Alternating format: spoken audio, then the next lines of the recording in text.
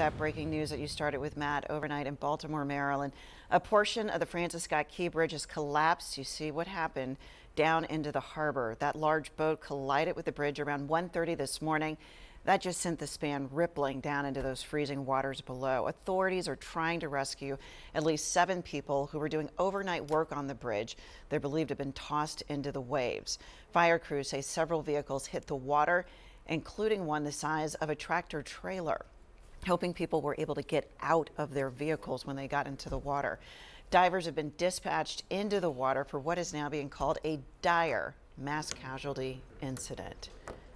I have chills thinking about the people who were in those vehicles and the workers. And now the rescue that's underway. And so we're going to think good thoughts and send prayers and bring you updates as soon as they come in.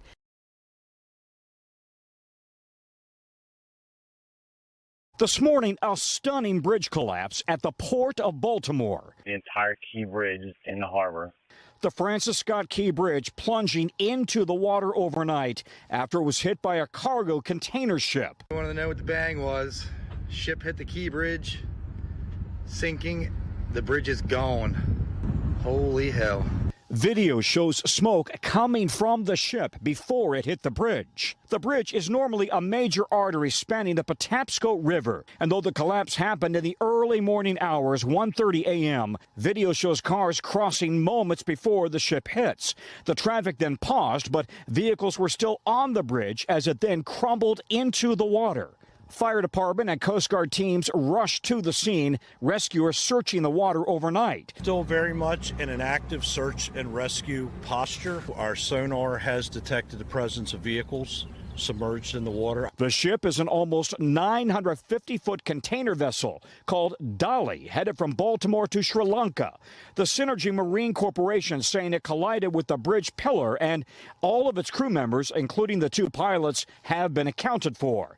The ship reportedly lost power while in the water.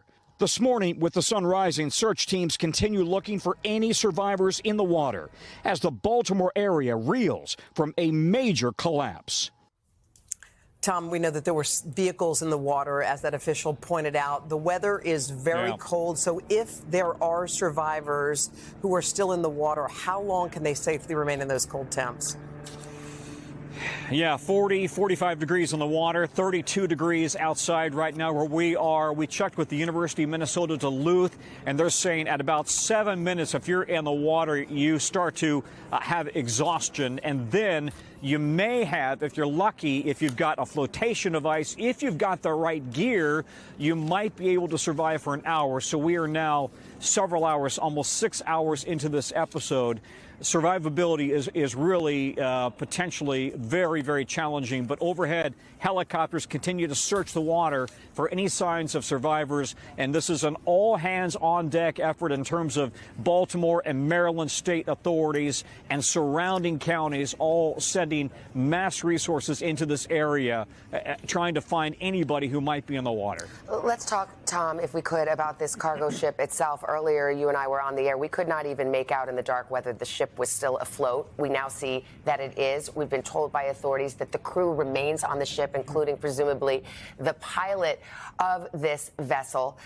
What is the investigation going to look like now? As I understand it, by law, you have to, if you're traveling these very complex waters of in and around the Baltimore Harbor and the Chesapeake Bay, you have to have a local marine pilot on because it is so complex. Yeah. If we can even roll the video, Tom. In the moments before it hits this structure, this key part of the pylon of the bridge's structure, the ship looks dark. It looks like it's lost power. Yes, and there was one report that it had, in fact, lost power. The fire department chief is saying that they will not put people on board that ship until they do a full damage assessment to determine how safe it is. And then they've got to evacuate the crew and determine how seaworthy the vessel is. However, at the moment, it seems to be fine. The NTSB will actually be running the investigation into how this happened. But I must say, the locals here are stunned that this ship would, first of all, crash into one of these pylons. Again, we don't know if they had control of the ship. And secondly, stunned that this bridge would be so vulnerable to collapse with the ship hitting a pylon? Just a whole series of questions that you can imagine the entire city is asking. I would make the point we are right up against, very close to I-95, that critical north-south corridor on the East Coast. I-95 is open. 695, however, is closed. And so if you are planning to come up and down the East Coast, be aware that the area around Baltimore is going to be really trying and problematic just in terms of traffic. And the port of Baltimore itself, one of the busiest in the country, is going to be reeling from this and trying to determine how safe it is to move ship traffic in and out. Live pictures out of Baltimore as the sun's coming up. Tom, the Francis Scott Key Bridge perhaps totally collapsed this morning, a 1.5-mile thoroughfare right around Baltimore City. Hey, thanks for watching. Don't miss the Today Show every weekday at 11 a.m. Eastern, 8 Pacific on our streaming channel, Today All Day. To watch, head to today.com/allday or click the link right here.